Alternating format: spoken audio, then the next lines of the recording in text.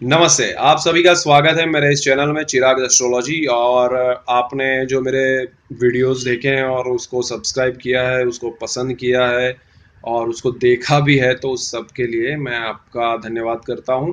और आगे भी देखते रहिए, आपको बहुत अच्छी अच्छी इन्फॉर्मेशन मैं दूंगा जो मैंने बहुत सालों के एक्सपीरियंस के बाद, हज़ारों कुंडलियाँ देखने के बाद एक निचोड़ पे पहुंचा हूं। तो उस निचोड़ को मैं आपके सामने रखने की कोशिश कर रहा हूं और आप मुझे सराहेंगे तो मैं और भी अच्छी चीज़ें करता रहूँगा। उसके लिए बहुत बहुत धन्यवाद। अभी हम एक और चीज़ की बात करने वाले हैं जिसको वैसे सब लोग जानते हैं जिसके बारे में, लेकिन उसकी हकीकत क्या है, उसका रियल एक्सपीरियंस क्या है, वो बहुत कम लोगों को पता है। तो मैंने जो भी उसमें अनुभव किया है उसको मैं, उसकी बारीकियों को मैं आपके सामने रखना चाहता हूँ। कुंडली में बहुत सारे योग होते हैं। आप लोग भी बहुत सारे एस्ट्रोलॉजर्स के पास जाते हैं, पंडितों के पास जाते हैं, वो कुंडली दिखाते हैं, वो लोग देखते हैं और बोलते हैं कि भाई इसमें तो ऐसा योग है, पितृ दोष है, श्रापित योग है, ग्रहण दोष है, ग्रहण योग है, विष युति है, विष योग है, और चांडाल योग है, तो गजकेसरी योग है, लक्ष्मी योग है। तो अलग अलग प्रकार के अच्छे या बुरे बहुत सारे योग हैं। अब आपकी कुंडली में कौन से योग हो रहे हैं वो आपको पता होना चाहिए, और उसके असर क्या है वो भी आपको पता होने चाहिए। आप उसके बारे में जानेंगे नहीं जहाँ, जब तक, अब मैंने जैसे पहले भी कहा है अपने दूसरे वीडियोस में, जब तक आप किसी व्यक्ति को या किसी जगह को जानते नहीं है और किसी के वर्णन के अनुसार आप उसको मान लेते हैं, और फिर जब रियल में वहां पहुंचते हैं तो कुछ अलग चीज निकलती है, तो वो आपको तकलीफ देती है कि अरे यार, सुना तो ऐसा था।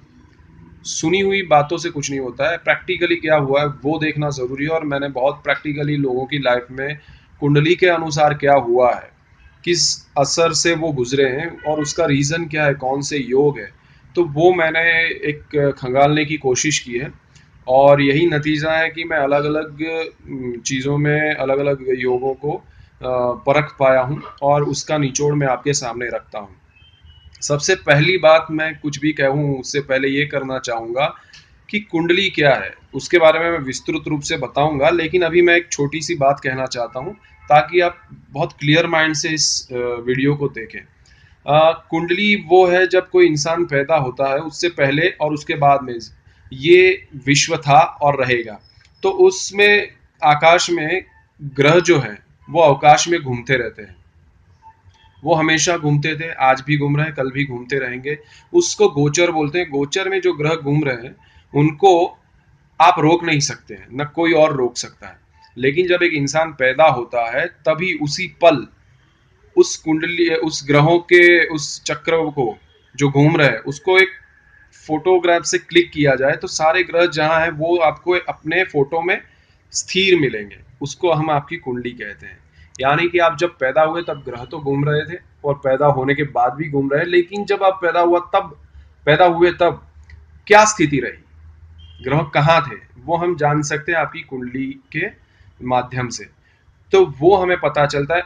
ये बात मैं इसलिए बता रहा हूँ कि कुंडली में जो ग्रह है उसको कोई बदल नहीं सकता है। वो जो फोटो क्लिक हुआ उसमें आप कितना भी फोटोशॉप कर ले या कुछ भी कर ले, लेकिन जो रियलिटी है उसको नहीं बदल सकते हैं। ग्रह जो है वो है, उसको आप चेंज नहीं कर सकते, चाहे कोई भी स्टोन पहने, नंग पहने, या कोई भी विधि विधान करे या कुछ भी करे, लेकिन उसको आप बदल नहीं सकते। और वो चीज आपके पूर्व जन्म के कर्म अनुसार, आपको जो आपको भुगतना है उसके अनुसार, ईश्वर ने, विधि ने जो विधान लिखा है उसके अनुसार वो ग्रह बैठ जाते हैं। यानी कि आपके जन्म से पहले उधर ऊपर मीटिंग होती है भगवान की, या जो भी हमें जिंदगी देता है उन लोगों की, और वो बैठ के डिसाइड करते हैं कि भाई ये वक्त आया, इसको ये अच्छा वक्त है, इसको भेजो, इसके लिए अभी अच्छा होना चाहिए, इसने बहुत अच्छे कर्म किए, इसने बुरे कर्म किए, इसके लिए ये बुरा वक्त है, इसको भेज दो, ये ग्रह के अनुसार उसको। तो वो ग्रह के अनुसार आपको भेजा जाता है और आपको वो सारे अच्छे या बुरे फल भुगतने पड़ते हैं यहाँ पर पृथ्वी पर जन्म लेने के बाद।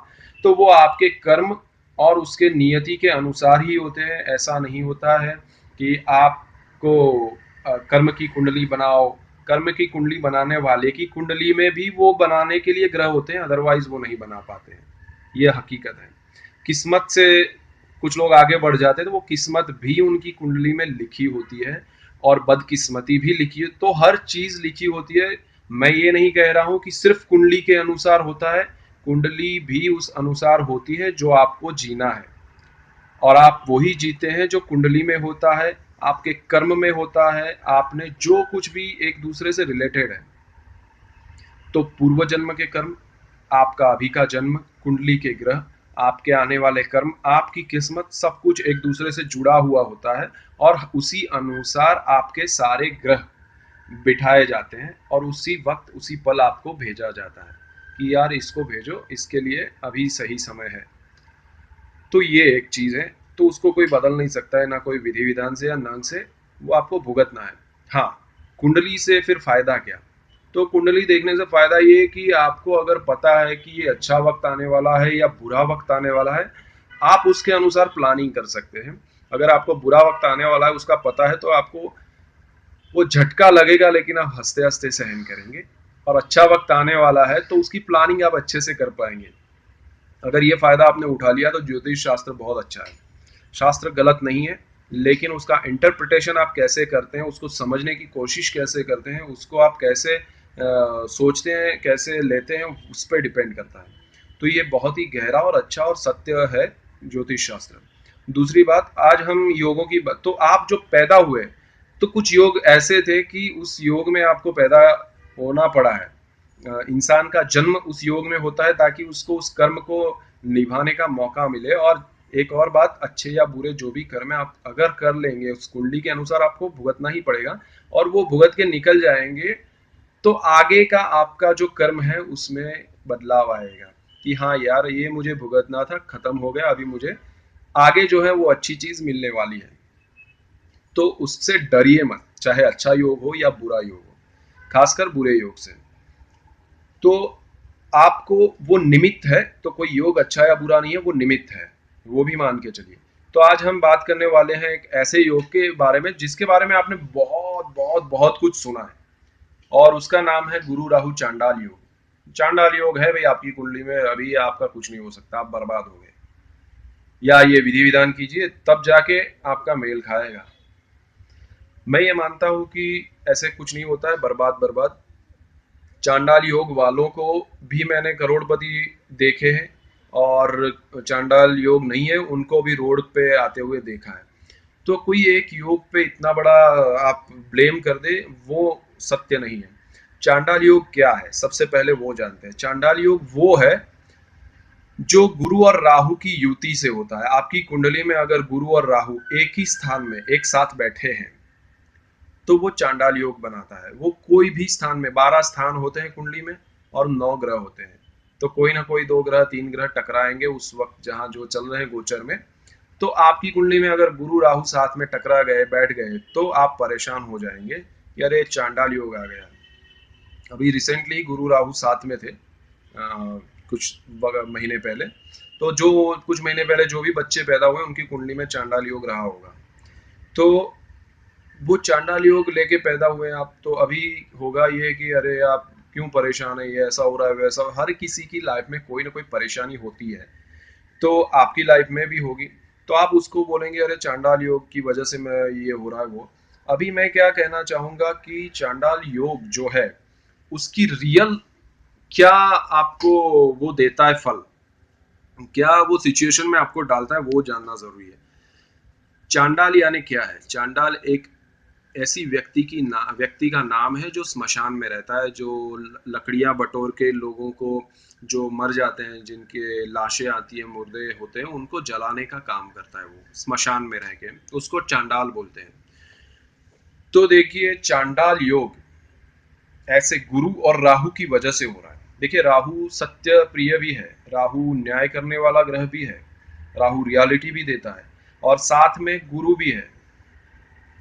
तो गुरु और राहु की वजह से ये चांडाल योग क्यों हो रहा है, वो भी एक रीजन है। गुरु जो है वो ज्ञान है, सत्य उसका भी अलग है। हर देखिए हर ग्रह सत्य सिखाता है, लेकिन वो जिस एरिया का मालिक है, वो जिस जगह को देखता है, उसका जो प्रभुत्व है, जिस किसी भी स्थान पे या किसी भी हर एक ग्रह को अलग अलग चीजों का प्रभुत्व दिया गया, तो उसकी सच्चाई को वो मानता है, बाकी सब चीजें उसके लिए ज्यादा मायने नहीं रखती है। तो जैसे राहु अलग चीजों पे है, और गुरु अलग चीजों पे है, तो दोनों सत्य अपने अपने सत्य को मानते हैं।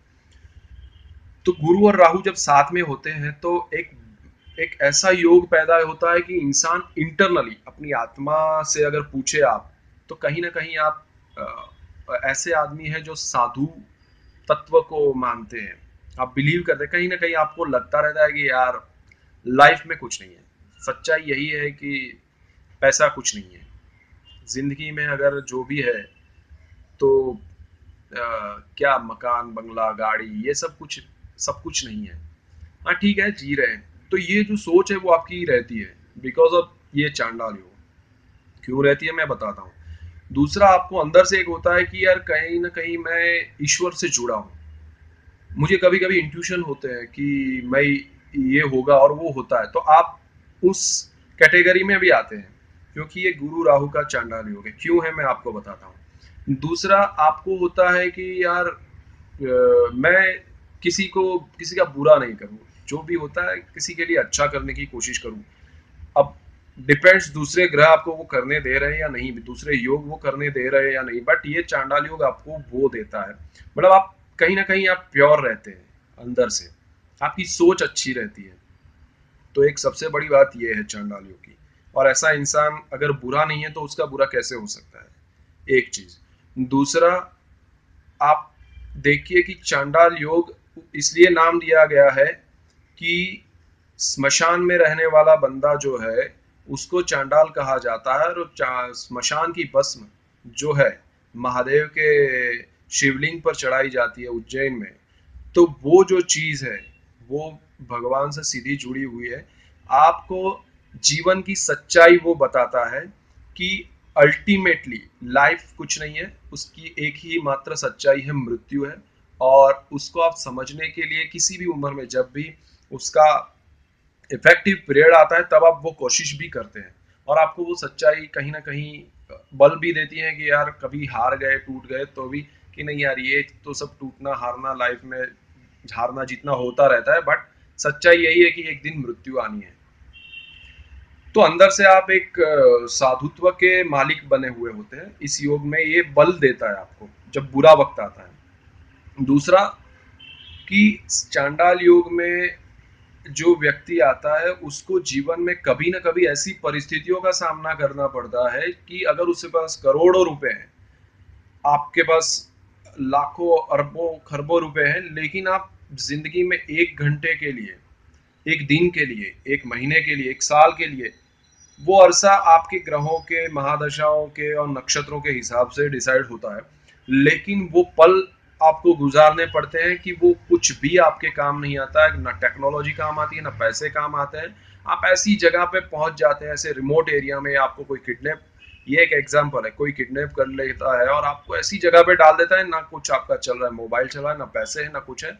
वो कुछ पल के लिए आपको उस सिचुएशन से गुजरना पड़ता है। हो सकता है कि आप अपने घर में ही हो लेकिन परिस्थिति ऐसी हो कि आप बाहर ही नहीं जा पाए, आपके आपके पास सिचुएशन ऐसी है कि आपका पैसा ब्लॉक हो गया है, आप किसी चीज को कर नहीं पा रहे, कुछ भी नहीं कर पा रहे, तो वो चांडाल योग का इफेक्ट होता है। जरूरी नहीं कि आप आपके पैसे खो जाए, आप बर्बाद हो जाए, लेकिन वो परिस्थिति ऐसी होती है जो चांडाल की तरह आपको एक स्मशान वैराग जो है वो देता है। आपको घर में रियलाइज होता है, अपने ही घर में करोड़ों रुपए अपने बैंक में होने के बावजूद, कि यार लाइफ में इतना सब कुछ होने के बाद भी मैं भिखारी हूँ या मेरे पास कुछ नहीं है। और सत्य यही है कि ये सब कुछ एक वक्त का सिर्फ नाम है, छलावा है, दिखावा है, बाकी हकीकत कुछ और है। और इसको समझाने की वो आपको कोशिश करता है, ये चांडाल योग है। अभी सत्यवादी राजा हरिश्चंद्र की अगर हम बात करें तो उनको राजा होने के बावजूद सत्य की परीक्षा देने के लिए स्मशान में रहना पड़ा था। तो उनका बहुत बड़ा गहरा चांडाल योग था कि वो स्मशान में खुद चांडाल बन के रहे। इससे बड़ी चीज क्या हो सकती है। लेकिन उन्होंने अपने सत्य को नहीं छोड़ा, उस कसौटी से वो निकले। तो उस चांडाल योग का फल उनको भी भुगतना पड़ा कि भाई तुझे चांडाल की तरह रहना पड़ेगा। तो वो जो फीलिंग है चांडाल की, आज की लाइफ में आप स्मशान में नहीं रहेंगे लेकिन जहां भी रहेंगे वो योग कभी ना कभी वो इफेक्ट देगा। तो आपको उस परिस्थिति से गुजरना पड़ेगा और वो जब निकल जाएगी तब आप वापस अपनी जगह पे आ जाओगे। लेकिन हरिश्चंद्र की तरह ही आपको अपनी सच्चाई, अपने गुण, आपको अपने आत्मा को नहीं छोड़ना है, उसके जो गुण है उसको नहीं छोड़ना है। आप सत्य और जो नीति है उसको नहीं छोड़ेंगे तो वापस अपनी जगह पर पहुंच पाएंगे। ये चांडाल योग है। अभी उसको उसका इफेक्ट अगर आपकी कुंडली में चांडाल योग है, तो जब गुरु और राहु से बनने वाला ये चांडाल योग है, तो जब गुरु की महादशा आती है, राहु की महादशा आती है, राहु और गुरु की कहीं ना कहीं प्रत्यांतर दशा, अंतरदशा, जब भी वो आता है पीरियड, आपको ये फल का इफेक्ट मिलेगा। जिनकी कुंडली में ये योग है बट दोनों की महादशा ही नहीं आ रही है, न गुरु की आ रही है न राहु की आ रही है, तो उनको इतना बड़ा इफेक्ट नहीं होगा। लेकिन हाँ, प्रत्यांतर दशा, अंतरदशा, जिसमें भी ये पीरियड आएगा राहु, उसमें भी पर्टिकुलरली किसी सपोज बुध की महादशा आपकी चल रही है और उसमें गुरु की चल रही है और उस गुरु में राहु आ गया, तो वो योग आपको अपना असर दिखाना नहीं चुकेगा। उसी तरह राहु में मतलब बुध की चल रही है और उसमें राहु की महादशा आई अंतरदशा में, और उसमें प्रत्यांतर दशा गुरु की आ गई, तो अगेन वो इफेक्ट आपको मिलेगा। तो ऐसा छोटा प्रत्यांतर दशा जो है वो कुछ महीनों के लिए होती है, अंतरदशा 1-2 साल, 1.5 साल, 8 महीने, इतनी लंबी होती है, और महादशा सबसे बड़ी होती है। तो हर ग्रहों की महादशा होती है, अंतरदशा होती है, प्रत्यांतर दशा होती है। तो ये सारी दशाओं के हिसाब से आपको जहां जहां गुरु और राहु का मिलन हो रहा हो, वो पीरियड आ रहा हो, वो आप अपनी कुंडली में देख लीजिए। आजकल कंप्यूटराइज कुंडली आती है तो उसमें सारी डिटेल दी होती है। तो इस योग से अगर आपकी कुंडली है, इस योग में है कि गुरु राहु का चांडाल योग है आपकी कुंडली में, तो ये दशाएं चेक कीजिए और वो समय को संभाल के चलिएगा, उसके लिए आयोजन करके चलिएगा, तो आपको बेनिफिट होगा। दूसरी बात कि कोई ग्रह के नंग पहनने से, अंगूठी पहनने से, उसका विधि विधान करने से वो बदलने वाला नहीं है।